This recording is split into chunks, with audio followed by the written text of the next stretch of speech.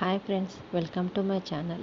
ఈరోజు ఎపిసోడ్లో గౌతమ్ అహల్యకి తన మనసులో ప్రేమని, అహల్య తన మనసులో ప్రేమని గౌతమ్కి చెప్పనున్నారా లేదా అనేది, అంతేకాకుండా అతిథికి ఇష్టం లేకుండా విక్రాంత్ అతిథి మెడలో తాళి కట్టనున్నాడని, ఇవన్నీ కూడా సీరియల్లో ఏం జరిగాయి, ఎలా జరిగాయి అనేది ఈ రివ్యూలో చూద్దాం. ఇక రివ్యూలోకి వెళ్తే, గౌతమ్ అహల్యకి ఫోన్ చేసి కేఫ్ దగ్గరికి రమ్మని, మీతోటి పర్సనల్ విషయం మాట్లాడాలని చెప్పేసరికి అహల్య సరే వస్తానని చెప్పి కాల్ కట్ చేస్తుంది. వెంటనే గౌతమ్ కూడా చాలా సంతోషంగా, ఈ రోజు మా ఇద్దరి జీవితాలలో గుర్తుండిపోయే రోజు, చాలా ఆనందమైన రోజు, ఈ రోజు నేను ఎప్పటికీ మర్చిపోలేనని చాలా సంతోషపడుతూ వెంటనే కేఫ్ దగ్గరికి బయలుదేరాలని వెళ్తూ ఉంటే, అప్పుడే ఆకాష్ ఎదురు వస్తాడు. ఏంట్రా ఇప్పుడే క్లినిక్కి వచ్చి మళ్ళీ అప్పుడే వెళ్తున్నావేంటి అని అడుగుతూ ఉండేసరికి, నువ్వే చెప్పావు కదా నా మనసులో ప్రేమని అహల్య గారితో చెప్పమని, అందుకే అహల్య గారిని కేఫ్ దగ్గరికి రమ్మని కూడా చెప్పాను అంటూ ఉండేసరికి, నిజమారా అని అడుగుతూ ఉంటాడు. అవునరా, అందుకనే ఆల్రెడీ ఫోన్ కూడా చేసి చెప్పాను రమ్మనని.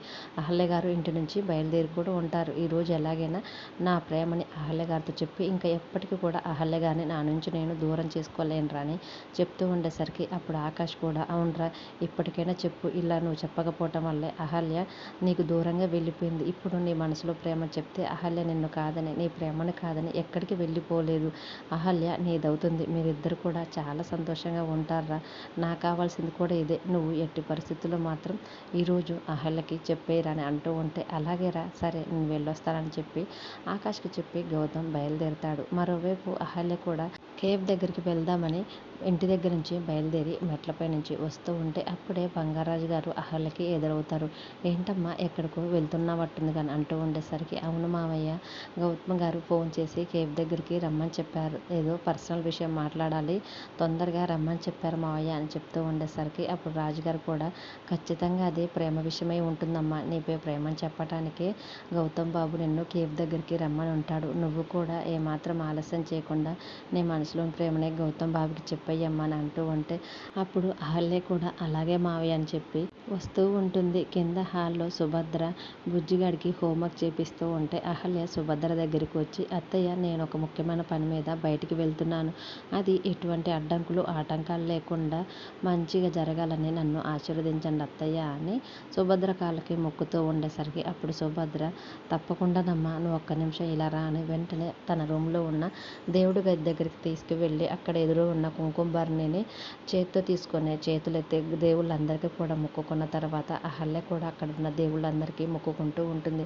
అప్పుడు సుభద్ర కుంకుమ భరణి తీసుకొని తన నుదుట పెట్టి, నువ్వు ఏ పని మీద బయటికి వెళ్తున్నావో ఆ పని మొత్తం కూడా విజయవంతంగా కావాలని కోరుకుంటున్నానమ్మా, అది ఇంటి పనైనా నీ పనైనా ఏ పనైనా సరే నీలాంటి మంచి మనసున్న వ్యక్తికి అంతా మంచిగా జరుగుతుందమ్మా అని అహల్య నుదుటిన బొట్టు పెట్టి మరి ఆశీర్వదించేసరికి, అహల్య చాలా సంతోషపడుతూ, థ్యాంక్స్ అత్తయ్య గారు, నేను వచ్చేస్తానని చెప్పి అక్కడి నుంచి వచ్చేస్తూ ఉంటుంది. అదంతా కూడా మరోవైపు కార్తీక్ అవంతిక అదంతా చూసి, ఏంటమ్మా ఈవిడ గారు చాలా సంతోషంగా బయటికి వెళ్తున్నారు, పైగా నీ ఆశీర్వాదం కావాలని ఏదో అడుగుతున్నారేంది, ఏం పని మీద వెళ్తుందంట అని అడుగుతూ ఉండేసరికి, కార్తీక్ కూడా, ఏముంది ఇంతసేపు ఇల్లును ఉద్ధరించిందిగా, ఇప్పుడు మళ్ళీ దేశాన్ని ఉద్ధరించడానికి బయటికి వెళ్తుందని అంటూ ఉండేసరికి, సుభద్ర వాళ్ళ మాటలకి చాలా కోపంగా వాళ్ళ వైపు చూస్తూ, వచ్చి ఇలా ఎలా మాట్లాడుతున్నారు, అహల్య ఇప్పటికే ఈ ఇంటి కోసం ఎంతో చేసింది, ఇంకా చేస్తూనే ఉంది, అలాంటి మనిషి గురించి మీకు ఇలా ఎలా మాట్లాడబుద్ధి అవుతుంది అని కోపంగా అనేసరికి, కార్తీక్ అవంతిక అక్కడి నుంచి వెళ్ళిపోతారు. తర్వాత యామిని వాళ్ళందరూ కూడా బయటికి వెళ్ళి షాపింగ్ చేసి ఇంట్లోకి వస్తూ ఉంటారు. ఇంట్లోకి వచ్చిన తర్వాత ఇంట్లో మొత్తం కూడా చెల్లా చెదిరైపోయి ఉన్న వస్తువులని, పూల కుండీల్ని అన్నీ చూసి ఒక్కసారిగా శ్రావ్య అందరూ కూడా షాక్ అవుతూ ఉంటారు. ఏమైందండి, ఇల్లంతా ఇలా చిందరవందరగా ఉందేంటి అని యామిని తన భర్తని అడుగుతూ ఉంటే, అప్పుడు తను మాత్రం, అతిథి ఇంట్లోనే ఉండాలి కదా, ఎటుపోయింది అమ్మ అతిథి అతిథి అని అందరూ కలిసి పిలుస్తున్నా కానీ అతిథి పలకపోయేసరికి, యామిని, ఏంటండి అతిథి కూడా పలకటం లేదు, నాకెందుకో చాలా టెన్షన్గా ఉంది అంటూ ఉండేసరికి, అప్పుడు వెంటనే నందు, శ్రావ్య నువ్వు పైకి వెళ్ళి అసలుకి అతిథి ఎక్కడుందో చూసిరా అని చెప్తూ ఉండేసరికి, అలాగే నన్నని శ్రావ్య ఇల్లంతా వెతుకుతూ ఉంటుంది. అందరూ కూడా తల ఓ పక్క అతిథి ఎక్కడ ఉందని ఇల్లు మొత్తం వెతుకుతున్నా కానీ అతిథి ఎక్కడ కనిపించపోయేసరికి యామిని చాలా బాధపడుతూ ఉంటుంది. తర్వాత వెంటనే శ్రావ్య కూడా కిందికి వచ్చి, ఏవండి నేను ఇల్లు మొత్తం కూడా వెతికాను, అతిథి ఎక్కడ కనిపించట్లేదు అని అంటూ ఉండేసరికి, అప్పుడు యామిని భర్త మాత్రం, నువ్వేం కంగారు పడవాక యామిని, అసలు మనం అతిథికి ఒకసారి ఫోన్ చేద్దాం ఉండని, నందు ఒకసారి అతిథికి కాల్ చేయరని చెప్తూ ఉండేసరికి, నందు ఫోన్ చేస్తూ ఉంటే, అతిథి ఫోన్ ఇంట్లోనే రింగ్ అవుతుంది. అదిగోండి ఫోన్ కూడా అతిథి ఇంట్లోనే వదిలేసి వెళ్ళింది. అసలు ఎక్కడికి వెళ్ళింది? ఏదో పెద్ద ప్రమాదం జరగబోతుందని నాకు అనిపిస్తుందండి. అతిథి ఎక్కడండి అని చాలా ఏడుస్తూ ఉండేసరికి, నువ్వు కంగారు పడకు యామిని, నేను వెళ్ళి చూసొస్తాను ఉండు అని అందరూ కలిసి ఇంటి బయట కూడా వెతుకుతూ ఉంటారు. ఈలోపు విక్రాంత్ బలవంతంగా అతిథిని కిడ్నాప్ చేసి మరి పెళ్లి మండపం దగ్గరికి, అదే గుడిలో తనని పెళ్లి చేసుకోవడానికి కారులో తీసుకొని వస్తూ ఉంటాడు. అహల్య కూడా చాలా సంతోషంగా, గౌతమ్ గారు ఈరోజు తన ప్రేమ గురించి చెప్పబోతున్నారు. నేను కూడా తన ప్రేమ గురించి చెప్పిన వెంటనే నా ప్రేమ గురించి కూడా చెప్పేసి ఇక మేము జీవితాంతం కూడా సంతోషంగా ఉండాలని ఆటోలో కూర్చొని అనుకుంటూ వస్తూ ఉంటుంది. తర్వాత ఆకాష్ దగ్గర నుంచి బయలుదేరి వచ్చిన గౌతమ్ కేఫ్కి వచ్చేసరికి అక్కడున్న ఒక వ్యక్తిని పిలిచి, నేను మీకు ఫోన్ చేసి ఒకటి సెట్ చేయమని చెప్పాను కదా, మాది సీటు బుక్ చేయమని కూడా చెప్పాను కదా, మా సీటు ఎక్కడ అని అడుగుతూ ఉండేసరికి ఆ వ్యక్తి వచ్చి, అదిగోండి సార్ మీకు ఆ కార్నర్లో మీ సీట్స్ బుక్ చేసాం, మీరు చెప్పినట్టుగానే డిజైన్ చేసాం, మీరు ఆర్డర్ చేసిన కేక్ కూడా ఆ టేబుల్ పైన ఉందని చెప్పడంతో గౌతమ్ ఓకే చాలా థ్యాంక్స్ అని అక్కడికి వెళ్ళి ఆ డెకరేషన్ మొత్తం కూడా చూస్తూ ఉంటారు. ఇంత మంచి అట్మాస్ఫియర్లో నా ప్రేమ గురించి చెప్తే అహల్య గారు తప్పకుండా నన్ను రిజెక్ట్ చేయరు, నా ప్రేమని అంగీకరిస్తారు. అయినా నా ప్రేమని అహల్య గారికి ఎలా చెప్పాలో అహల్య గారు రాకముందు ఒకసారి ప్రాక్టీస్ చేసి చూద్దామని గౌతమ్ ఆ కుర్చీలో కూర్చొని ఎదురుగా ఉన్న అహల్య ఉన్నట్టు తన ప్రేమనంతా కూడా అహల్యకు చెప్తున్నట్టు మొదటిసారిగా ఒక పువ్వుని తీసుకొని, అహల్య గారు మీరంటే నాకు ఇష్టం, నేను మిమ్మల్ని వదిలి ఉండలేనండి అని అంటూ, ఇదేంది ఇలా చెప్తున్నానని వెంటనే కేక్ వైపు చూసేసరికి పక్కన చాక్ కనిపిస్తుంది. ఆ చాక్ చూసి, అహల్య గారు ఈ కేకుని మన ఇద్దరం చెరిసగం తిన్నట్టే మన జీవితాన్ని కూడా ఇద్దరం కూడా చెరిసగం పంచుకుందామా అని అడుగుతున్నట్టు అనుకొని, అసలు ఇది కూడా బాలేదు, అసలు నేనేంటి ఇలా ప్రపోజ్ చేస్తున్నాను అని ఇంకేం మంచిగా చెప్పాలి అని ఒక ఐడియాలన్నీ కూడా వెతుక్కుంటూ ఉంటాడు.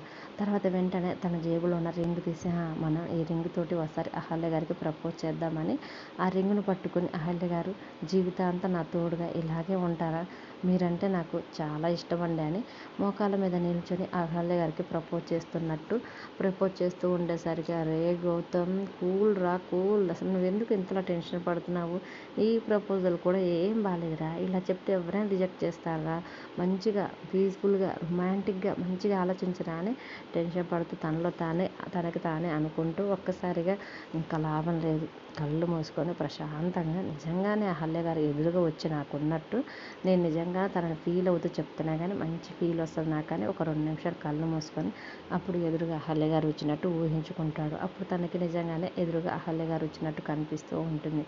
వెంటనే అహల్య గారు, నా జీవితంలో ప్రతి చిన్న సంతోషంలోనూ ప్రతి విషయంలోనూ మీరు నాకు తోడుగా ఉండాలని నేను చాలా కోరుకుంటున్నానండి. మీరు లేని జీవితాన్ని నేను ఊహించుకోలేకపోతున్నాను. నాతో పాటు జీవితాంతం మీరు ఉంటారా అండి అని అడుగుతూ ఉండేసరికి అహల్య చాలా సిగ్గుపడుతూ నవ్వుతూ తన వైపు చూస్తున్నట్టు ఉంటుంది.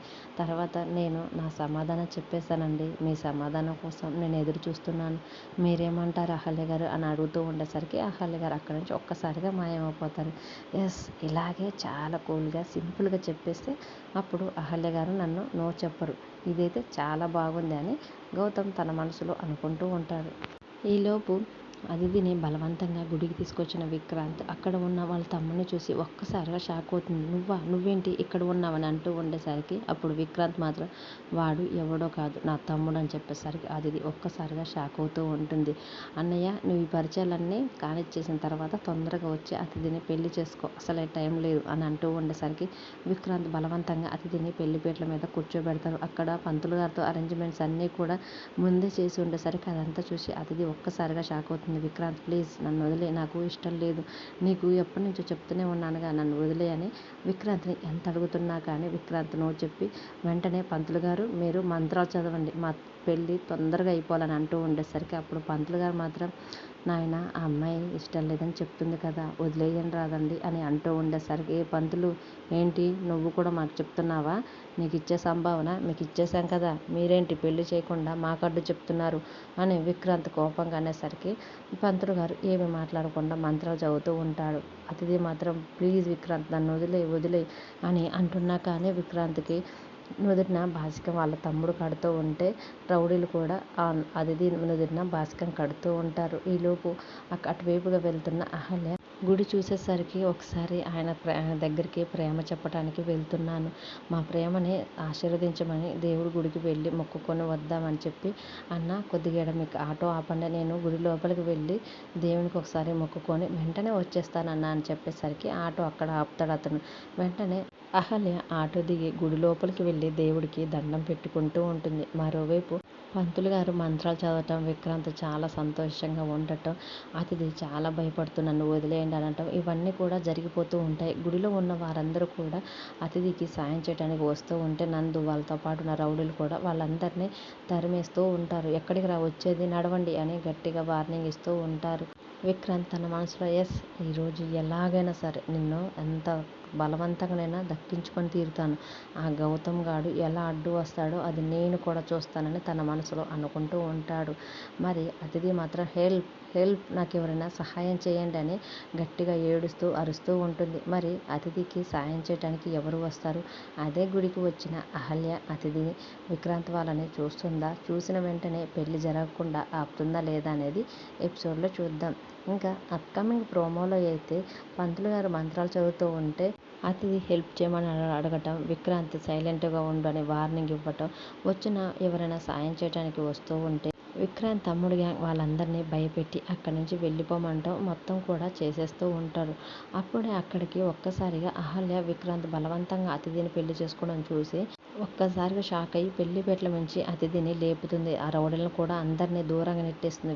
విక్రాంత్ తమ్ముని అందరినీ కూడా దూరంగా నెట్టేసి, విక్రాంత్ అసలు నీకు ఎన్నిసార్లు చెప్పాలి అతిథికి బలవంతంగా పెళ్లి చేసుకోవద్దని, తనకి పెళ్లి చేసుకోవటం ఇష్టం లేదని నీకు ఇంతకు ముందే చెప్పింది కదా, అయినా అసలు నువ్వు మనిషివా పశువా ఇలా తనతోటి బిహేవ్ చేయడానికి అని గట్టిగా వార్నింగ్ ఇస్తూ ఉండేసరికి వచ్చిన అహల్యను చూసి విక్రాంత్ వాళ్ళ గ్యాంగ్ మొత్తం కూడా ఒక్కసారిగా షాక్ అయ్యి అహల్య వైపు చూస్తూ ఉంటే అప్పుడు విక్రాంత్ తమ్ముడు మాత్రం, అన్నయ్య నేను అహల్య సంగతి చూసుకుంటాను, నువ్వు అతిథి సంగతి చూడు అని చెప్పి, రేయ్ ఒకసారి తనని పట్టుకోండి అని అహల్యకి పట్టుకోమని చెప్పేసరికి రౌడీలందరూ కూడా వచ్చి అహల్యని పట్టుకుంటూ ఉంటారు. వెంటనే మళ్ళీ అతిథిని రౌడీలు బలవంతంగా పెళ్లిపేటల మీద కూర్చోబెడతారు. అహల్య కూడా ఆ రౌడీల నుంచి వదిలించుకునే ప్రయత్నం చేస్తున్నా కానీ రౌడీలు చాలా బలంగా తన రెండు చేతులు పట్టుకుంటూ ఉండేసరికి అహల్య వాళ్ళ దగ్గర నుంచి విడిపించుకోలేకపోతుంది.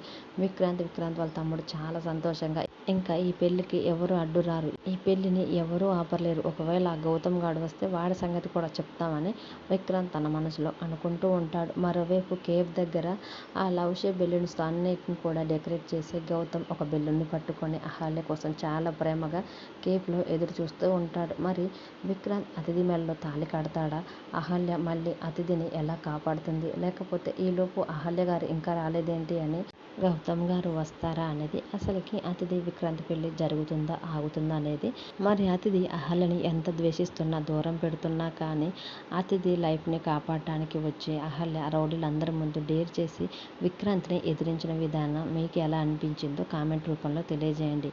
వీడియో నచ్చితే ప్లీజ్ లైక్ చేసి మన ఛానల్ని సబ్స్క్రైబ్ చేసుకోండి. Thank you for watching.